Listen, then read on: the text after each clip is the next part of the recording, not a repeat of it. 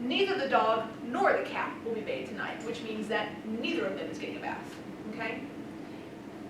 A common issue that happens here is sometimes people will say neither or, as opposed to neither nor, but neither or is never correct. It's always either or neither nor, okay? That's the parallel structure. And then both the dog and the cat will be bathed tonight, which means both of them are going to get lucky and they're both getting bathed, okay? Both the dog and the cat will be bathed tonight. So when you're thinking about parallel structure, just make sure that you have them matched correctly and that you are both in your sentence, okay? And then words that aren't words. Okay. Irregardless, oh my gosh, nails on a chalkboard. We had a chalkboard I showed you. Irregardless, and I have a really dear colleague of mine who uses this word all the time, and I've been a dear colleague of this person for a number of years, and I'm still waiting for the prime opportunity. You know, kind of like the whole, you know, when I hurt somebody's feelings, maybe I don't know, maybe it's not worth it, but every time I hear it, I just think, oh, sweet mercy, okay? So irregardless, not a word. Don't write it, don't say it, don't think it. Expunge it from your vocabulary. It is not a word, okay? If you hear somebody saying that, or if you're saying that, what you're really trying to say is regardless. Okay? Regardless of whether or not it rains, I plan to go to the ball game. Not irregardless, that's not a word. Regardless of whether or not it rains, I plan to go to the ball game. Okay, so just strike it out. Supposedly. My niece said that to me the other day in the car and I almost pulled over. What? She's gonna have great stories to tell Aunt Susan someday.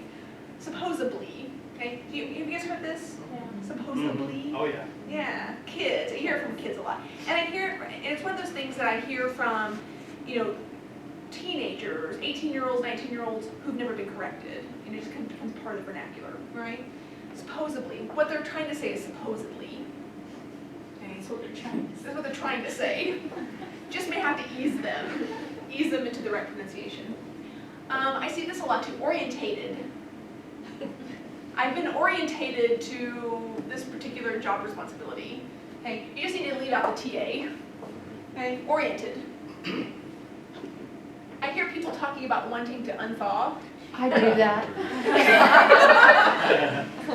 I need to unthaw the meat for dinner tonight. Well, but if you're unthawing it, you're freezing it. I know. I know, right? Light bulb in the back there. I've been told. Okay, so unthaw. You gotta take that word out of your vocabulary. Impactful. It's not a word. It's one of those words that sort of come about because of, I don't know, vernacular. Maybe it will become a word in another few years, but it's not right now. As of today, this date and time, it is not a word. Impact is either a noun or a verb. It can either something can either have an impact or it can be impacted. Okay, but it cannot be impactful. Right? So just kill that one. Okay. I wanted to show you these two resources because if you are sitting at home late at night one night and you're needing a grammar reference, or you're trying to decide how you want to phrase something and you're just not sure, Grammar Girl will save your life. Okay? And you can get Grammar Girl a couple of different ways. You just go online and Google Grammar Girl, and you can go in, that has a search bar, you can go in, you can search, and you can pull up all kinds of quick information about why you should use this word as opposed to this word. Okay?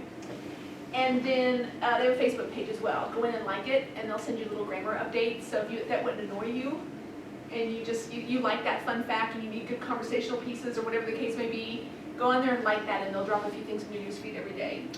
I went on my iPad, knowing that some of you probably have iPhones or iPads and probably enjoy the occasional, have maybe a little bit of waiting time and enjoy the additional game.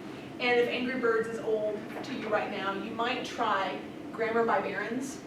And Barron's, you may be familiar with that company, but they are an organization that publishes a lot of study materials for like the GRE or the MAT, or they do a lot of that kind of stuff. And they have an app where you can go in and take grammar quizzes, and just for fun, you get scored with one of your transcript, and then we'll give you explanations about why something that you chose was not accurate. So if that's of interest to you and you just want to learn a little bit more, I might suggest that you put that on there just to play with when you have some downtime. Okay, so can we test it out? You done with that? So on your handout that you have, when you're turning this in, I wonder if you would partner up with somebody, okay? And I want you to write a paragraph about anything you want, okay? Using at least 10 of the examples of things we talked about today correctly. And identify this, like underline them or something in your paragraph so that we can see your work. And I'm going to ask